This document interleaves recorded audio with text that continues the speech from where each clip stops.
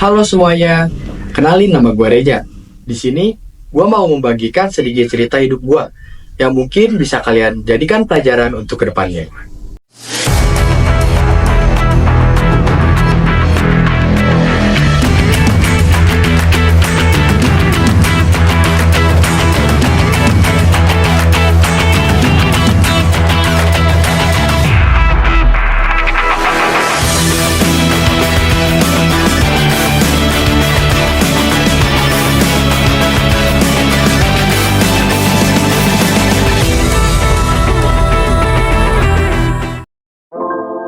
Boleh diceritakan latar belakang Anda dan bagaimana awal mula konflik di keluarga Anda dapat terjadi? Ya, gue lahir dari keluarga yang biasa aja. Miskin enggak, kaya, apalagi. Konflik cerita yang mau gue bawain pada hari ini, jadi pada tahun 2020, yang dimana kasus PHK atau pengakhiran hubungan kerja lagi marak-maraknya pada saat itu, yang disebabkan oleh pandemi COVID-19. Gua yang pada saat itu masih duduk di bangku sekolah, mengetahui bahwa bapak gua menjadi salah satu korban dari PHK massal yang melanda pada saat itu dari perusahaan tempat bapak gua bekerja.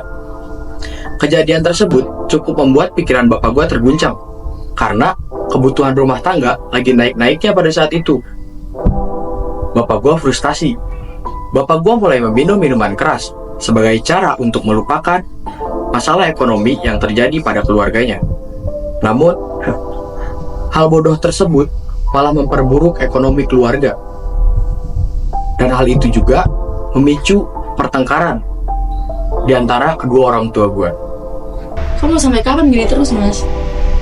Kalau kamu melakukan gini, kamu bakal bisa nyelesain masalah keluarga kita. Kamu gak bakal ngerti rasanya di posisiku. Kalau kamu gak bisa bantu, lebih baik diam aja. Gimana aku mau bantu? Kamu sendiri aja gak mau gerak. Kamu tuh tanggung jawab sebagai kepala keluarga. Kamu harus memenuhi kebutuhan keluarga, bukan malah jadi beban keluarga. Jaga mulut kamu ya. Kamu pikir selama ini aku kerja buat apa? Aku mabuk-mabukan juga baru sekali. Udah kamu sebut beban keluarga. Sadar diri dong. Kamu juga di rumah gak bisa ngapa-ngapain. Bisanya cuma ngabisin uang aku aja. Kejadian-kejadian tersebut pun terjadi selama berbulan-bulan lamanya.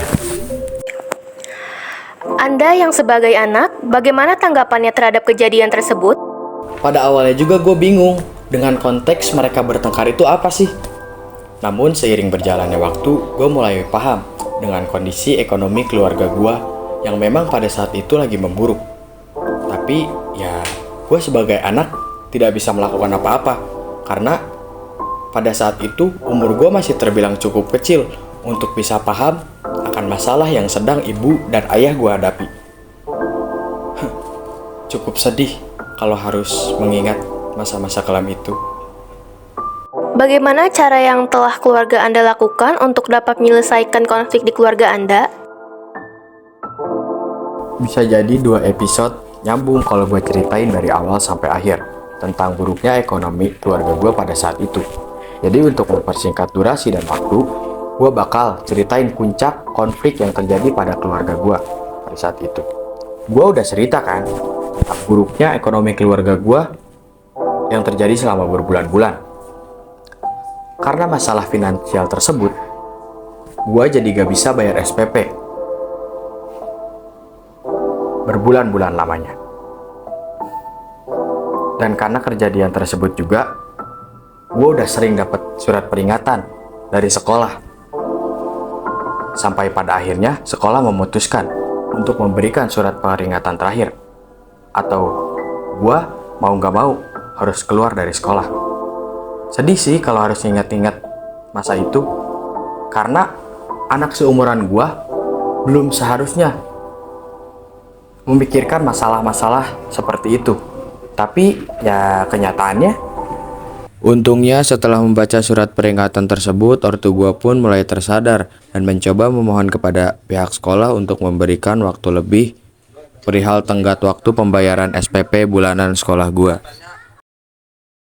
setelahnya gua sekeluarga mulai mencoba mengikuti program rehabilitasi gratis yang diselenggarakan oleh pemerintah dan sekaligus juga konsultasi mengenai kondisi finansial keluarga gua.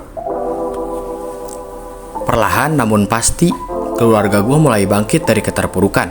Ayah gue mulai mencoba lamar-lamar kerja.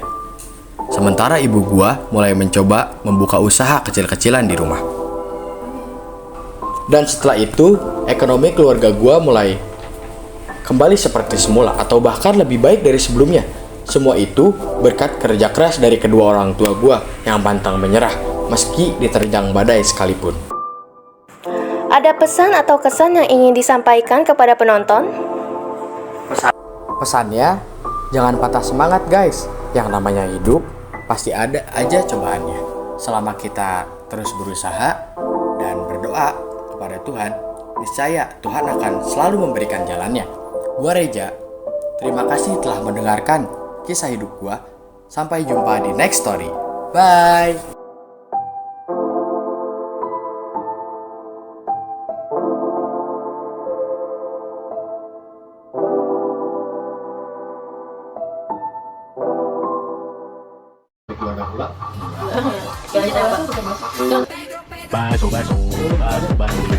Iya, maksudnya itu buat apa ini berantemnya Kamu gak bakal ngerti rasanya di posisiku. Kalau kamu gak bisa bantu, lebih baik diam aja. gimana aku bantu kamu sendiri yang bergerak, kamu tanggung jawab sebagai keluarga. Ngerti rasanya di posisiku. Kalau kamu gak bisa Gak bisa bantu. Itu udah bener. Kalau kamu gak bisa bantu, lebih baik diam aja. Gimana aku bantu kamu sendiri yang bergerak, kamu tuh tanggung jawab sebagai Jaga mulut kamu ya. Kamu pikir selama ini aku kerja buat apa? Aku mabuk-mabukan baru sekali, udah kamu sebut beban keluarga. Nah, Diri, woi. Jaga mulut kamu ya. Kamu pikir selama ini aku kerja buat apa? Aku mabuk-mabukan baru sekali, udah kamu sebut beban keluarga. 2,000 years later. Jaga mulut kamu ya. Kamu pikir kamu ya. Kamu pikir aku selama ini kerja buat apa? Aku mabuk-mabukan baru sekali kok. Tapi kamu, itu gue ribet cowok bersih. Jaga mulut kamu ya. Jaga.